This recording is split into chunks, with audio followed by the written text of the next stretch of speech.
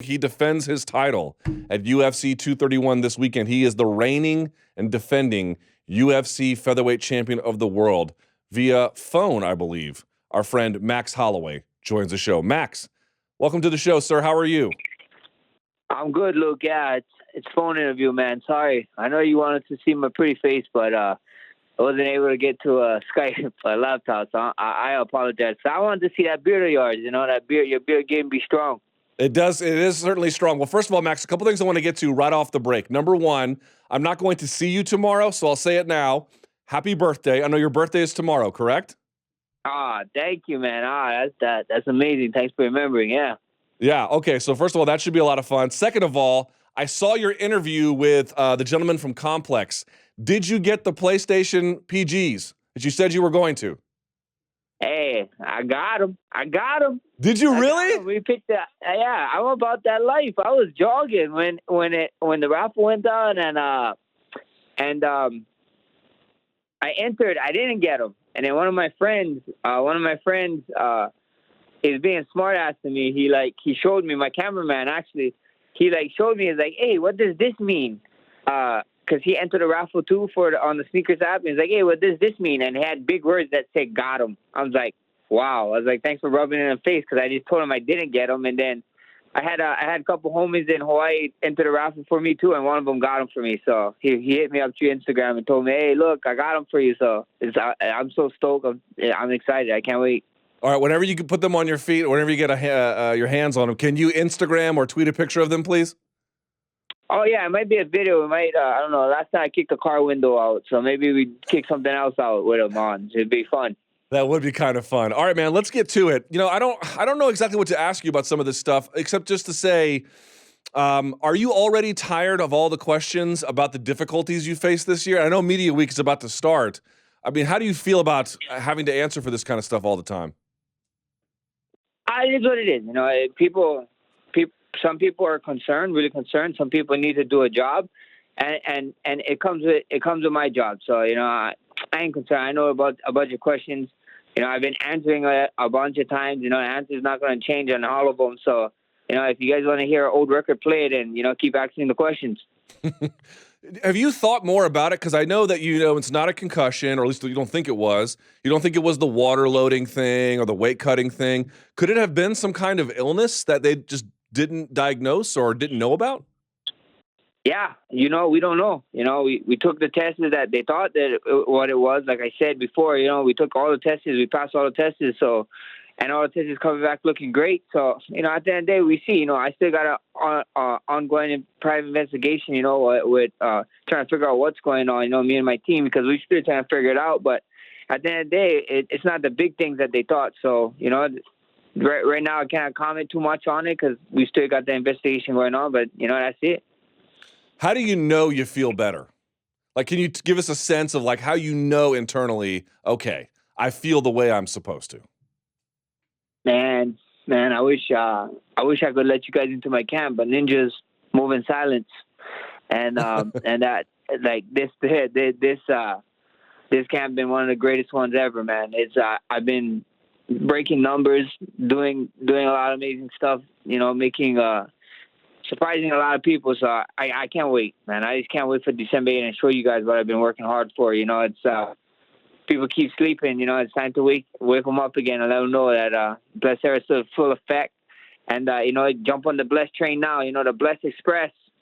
We're at the pit stop right now. We're waiting for you guys all to get inside. You know, it's better to be sitting down inside than chasing us, you know, because it's a really fast train. So, you know, don't be one of those guys jogging behind it. You know, could you kind of feel like a lot of people forgot about, I mean, because coming off the second Aldo win, you were on top of the world. Do you feel like some people forgot about what you were doing in the sport because of all of the difficulties, and perhaps Saturday is your chance to be like, okay, remember back then? It's still going on. Yeah, you know, like what I said, you know, I told you guys already, you know, everybody keeps saying this is going to be one of the hardest fights for me, you know, and I believe, you know, I believe every fight is hard. You know, everybody keeps saying this guy's undefeated and this and that. You know, I'm 1-0 every fight. You know, I'm undefeated. He's fighting an undefeated fighter too. You know, but at the end of the day, my favorite thing to do is when people say, "Oh, this guy's going to do this to me. This guy's going to do this to me," and I go out there and I show them what's really up, and then they're like, "Damn, okay, maybe not, So I like making people question themselves. So Saturday night, just tune in, Like I said, I know if you're in Toronto, if you're in the area or whatever, I know the tickets is sold out, and the event is sold out already because the fans here is crazy for it. And they know that Christmas is coming December 8th instead of December 25th this year. And, but I tell you one thing that never sells out is pay-per-view, So you guys got to start figuring it out, Be with your friends and your families and, make big parties, make small parties. And if you're going to a party, buy a pay-per-view at your house because that's how great this card is going to be. This is an MMA Insiders card. All the inside guys wanted this card, and it's here. Let's talk about your opponent, Brian Ortega, for a second. I went back yesterday in preparing for this interview, and I watched all of his UFC fights, right? Here's one thing I noticed. True or false? Outside of Frankie Edgar, you're the only other opponent he's faced in the UFC that consistently uses a jab. Is that true or false for you? You can true or false. You tell me. 100% true, in my judgment. Yeah, for sure. So what do you think that means? Do you think would you acknowledge up front that the jab is not only central to your fights in the way that it has been, but probably for this one too? Look, everybody keeps talking about boxing, all these boxing fights and blah, blah, this and that. I pride myself in being the best mixed martial artist. And being the best mixed martial artist, you must go to the other martial arts and train yourself in them, and just so happened, boxing is one of my favorite ones, and I love, like you said, that jab. So we're about to find out. Is it obvious to say, and maybe it is, that the biggest threat from him is his clamp, right? Jumping on some kind of a head and an arm. It's just setting up some kind of submission in the flash of an eye, or like when you assess him as an opponent, his biggest threat is what? He's dangerous. The man is dangerous. He's just a dangerous guy all around. He showed that he can knock you out. With a punch, with a kick, with a knee. He showed that if you give him something, he's going to try to take it home with him. And he also showed that he got a chin on him. That the Mexican blood in him, man, is crazy. It's going to be a crazy fight. Mexican and Hawaiians, we're born fighters, so it's crazy. It's amazing, and I just can't wait to. This is one of the guys, this is the fight. Everybody keep talking about. Man, I wish these guys could fight at this time, or blah blah. Or here it is. Two young guys, and for the fight that matters most, for a belt, for a champion, for a world championship fight. So I can't wait to do it, man. I just can't wait to go out there, and this the fights that excite me because this is one of those guys that when it's all said and done, they look at my career, and they look at the list, and they're like, damn, who did this guy not fight? And that's just what I want to be. I want to be the best ever. What do you make of the fact that he snatches submissions so late in fights sometimes? Hey, he's that's the jiu-jitsu way. You're never out. You're never out to fight. Like I got one of the greatest jiu-jitsu practitioners in the world too. In Ron Lazar's, and even and his trainer was Pedro Sauer. And every time I talk stories with Pedro, it's like that's the Gracie way. To the death. You know what I mean? Like to someone like like I'm gonna take it or hurt you or I make you quit. So I think it's cool. He's really living that Gracie jiu-jitsu lifestyle, and that's dope. Is there any way to give the fans a sense of what the last year has been like? Last time I saw you was actually that media day where Conor had that whole crazy thing, and that was when you were going to fight Nurmagomedov before everything went awry. And I'm wondering if you look back on this year, 2018, how would you describe 2018 in your mind? What doesn't kill you make you stronger, man. I found out a lot about myself. Found out a lot about just life in general, and it's just a learning experience. You live, you learn. So I'm just blessed, man. I found out that I'm blessed. I'm really blessed. It's bigger than a nickname. So all I can say about this year is I'm blessed. It's crazy. I went through rough times, a bunch of rough times, but we're here. It's not how you start the race, it's how you finish, and we're gonna finish strong come December 8th.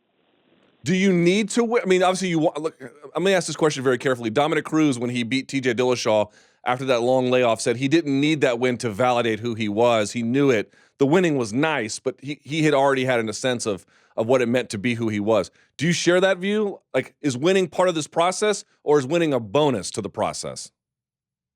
Yeah, winning is a bonus, man. You know, I know who I am. I know who I am. No, no win, no loss, nothing shake me. You know, you always. Life is great, man. Life is great. You know, we go out there.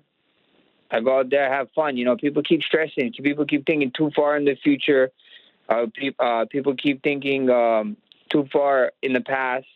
They're living in the past. So at the end of the day, I feel great, man. I know who I am. I know what I can do and what I'm capable of do, and it's one step at a time. You know, so I can't wait, and we see what happens. You know, it's an exciting time to be alive. You know, and an even better time to be a blessed fan. So if you're not, flip the switch, and you know, join the blessed era. How come you and Canada click so well? Man, look. This is how it goes. The Hawaiian Islands got eight. The chain got 8 islands on them, right? A bunch. We call Las Vegas the 9th island because a bunch of Hawaiians moved there, so it's like the 9th island. Toronto is the 10th island.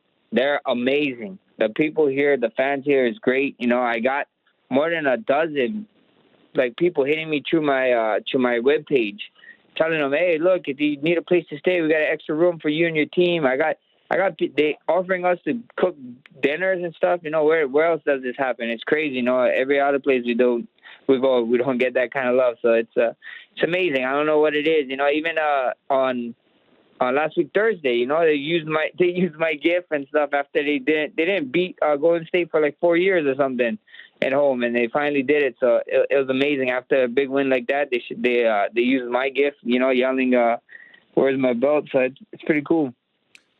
Max, are you mad at me that I'm more of a Pusha T fan than a Drake fan? No, not at all. You know, but you know, you might get a surprise, a little rat bite in your beard if I see you next time, and if I got clippers in my hand. But that's about it. How is Drake? Convince me. Is he a good guy? Yeah, Drake is a good guy, man. He's a nice guy. You know, we got to talk. I got to talk to some of his guys on the team. You know, I got to talk to the guy, the man who runs his OVO line for him. You know, him and his crew is a bunch of good guys, a bunch of good crews. I was talking a little story with them in the back, and you know, I got nothing but nice things to say about him. You know what's kind of interesting? I haven't had a chance to pick your brain about this. I know you got just a couple minutes left, so let me do it before you go. What did you make of Conor's fight against Khabib? Because I know that you guys used to go back and forth a lot. That's kind of died down. When you saw that fight at UFC 229, what did you make of it?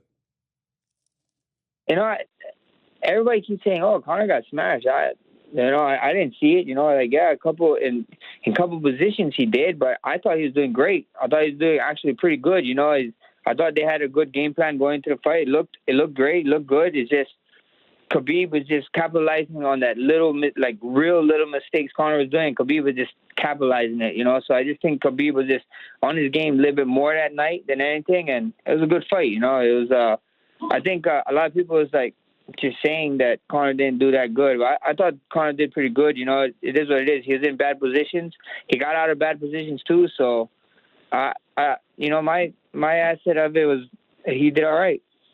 Did that fight give you more confidence that had you faced him at UFC, what was it, 223, that you would have won?